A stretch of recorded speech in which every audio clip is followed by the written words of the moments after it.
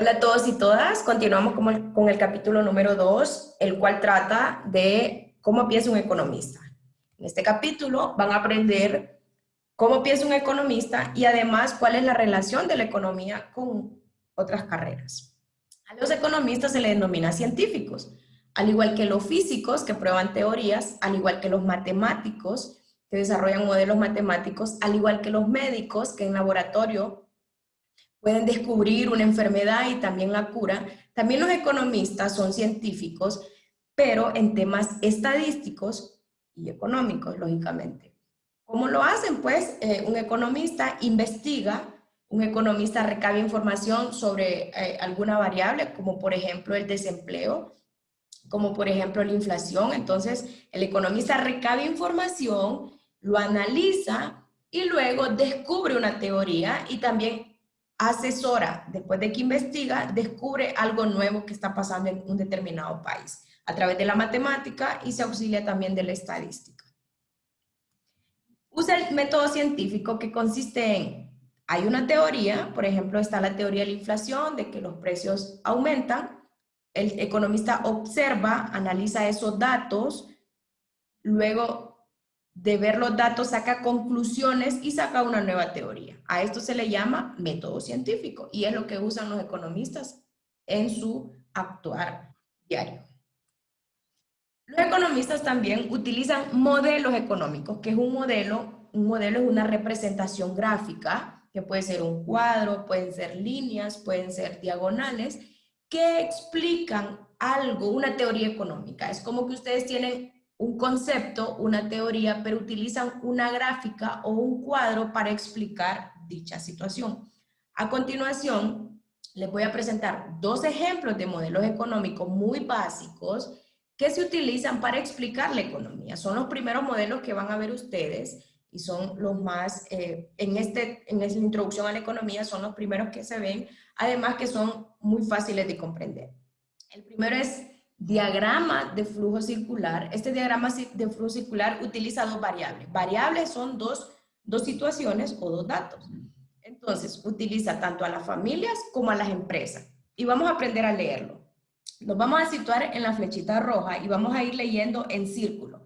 Vamos a comenzar de izquierda a derecha. Muy bien. Vamos a analizar el mercado de bienes y servicios. Entonces, un mercado de bienes y servicios es un mercado de productos. Las empresas venden y las familias compran. Esto es lógico, ¿verdad? Esto se comprende muy bien. La empresa vende productos y las familias compran. Muy bien. ¿Quién compra? Las familias.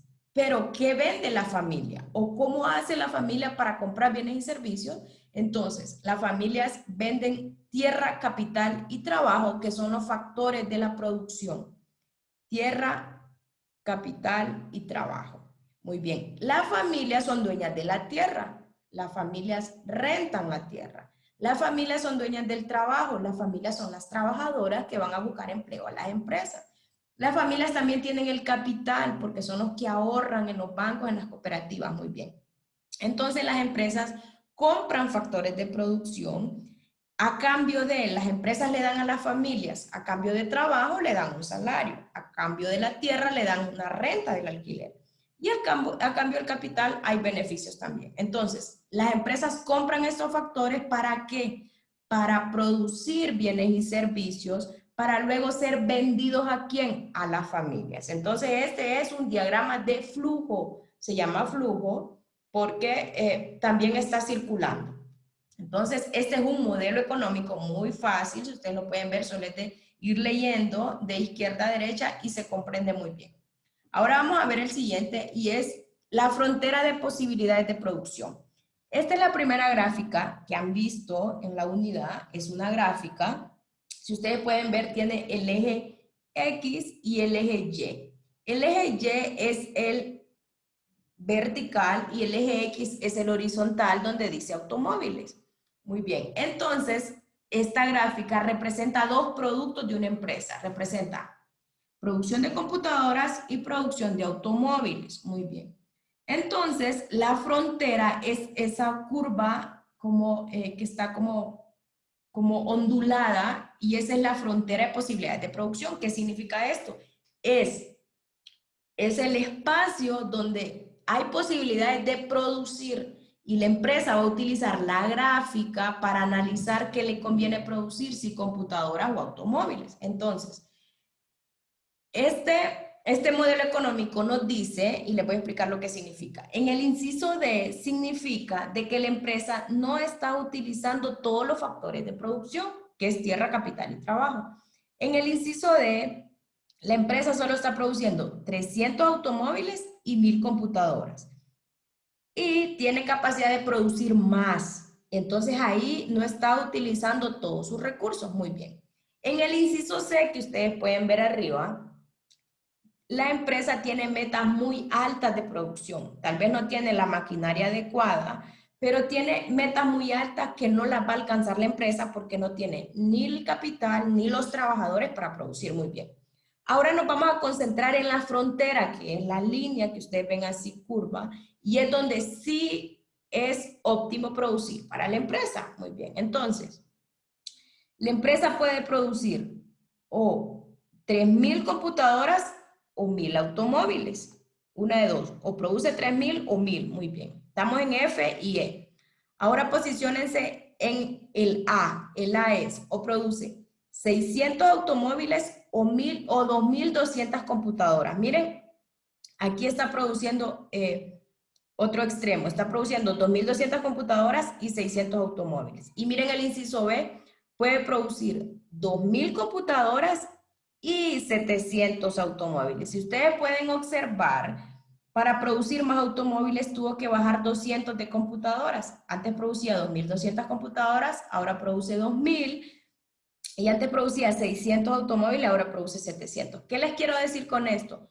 Todo lo que esté dentro de la frontera o en la curva de posibilidades de producción es óptimo para la empresa o es factible. O otra palabra puede ser, o sea, o sí puede o sí es capaz de producir. Entonces, el modelo sirve para que la empresa elija en qué punto o produce 3000 y 1000 o 600 y 2200 o 2000 y 700. Entonces, este es un ejemplo de un modelo económico muy sencillo, por cierto.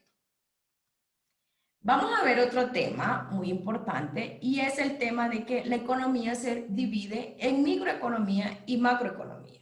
Muy bien, ¿qué es la micro? Micro trata de todas las relaciones que tienen las familias con las empresas. Las familias compran, las empresas venden. Hay un precio, se negocia precio. Aquí hablamos, por ejemplo, del tema de qué hacen las panaderías, cuánto vende una tabacalera, podemos hablar de a cuánto está el precio de los tomates, de las papas. Son temas muy de familias y empresas. Estamos hablando de productos, de todos los productos que pueden estar relacionados con las familias y las empresas. Muy bien. Esta es la micro, que son términos más específicos y podemos decir un poco más micro. La palabra micro es pequeño, eso significa. Y macro, su palabra significa grande. Entonces, la macroeconomía, por su parte, estudia todos aquellos temas relacionados con la economía en su conjunto. Por su palabra lo dice macro. Entonces, estudia todas aquellas situaciones que concierne a un país o al mundo. Por ejemplo, temas como la inflación, como por qué hay desempleo, como que por qué se devaluó la moneda en Honduras y temas así globales. Muy bien, entonces micro es algo más aterrizado a la familia y empresa y macro es más general. Muy bien. También otro tema muy importante del capítulo 2 es los estudios de economía positiva y economía normativa. Los economistas siempre están dando consejos a las autoridades, ¿verdad? La economía tiene una relación muy estrecha con la política. Entonces, todas las decisiones políticas que se toman deben ir respaldadas por una asesoría económica. Entonces, la economía positiva describe la realidad, lo que está pasando en sí, o sea, los hechos que están pasando en realidad. Como por ejemplo, es una economía positiva y no me estoy refiriendo a que todo es positivo, nada que ver. O sea, no tiene nada que ver del tema negativo y positivo. Tiene más que ver de la forma en que se dicen las cosas. Por ejemplo, una economía positiva es que un economista diga, el salario en Honduras es bajo. O sea, está afirmando de que así son las cosas. Otro ejemplo de economía positiva es, en Honduras hay desempleo, y claro que hay desempleo, entonces es una afirmación positiva.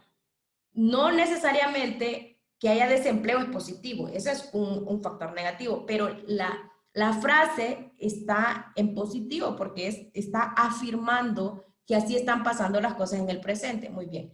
Por su parte, la economía normativa son más que todo, son juicios de valor. Se puede decir que son más que todo como consejos, como lo que debería ser. Por ejemplo, un ejemplo de economía normativa puede ser: para que el salario mínimo en Honduras suba, se deberían contratar menos trabajadores. Otro ejemplo: para que el desempleo en Honduras baje un poco, se deberían atraer más inversión o se deberían de construir más empresas. Esa es una economía normativa porque estamos aconsejando, es subjetivo, es algo que un economista dice, se debería de hacer tal cosa.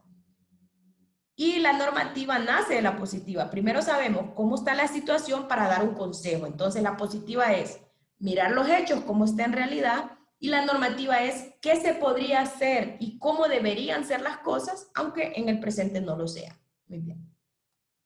También cuál es la relación de la economía con otras carreras, y ahorita lo vamos a analizar. Y es muy importante que ustedes sepan que la economía siempre va a estar presente en cualquier carrera que ustedes elijan.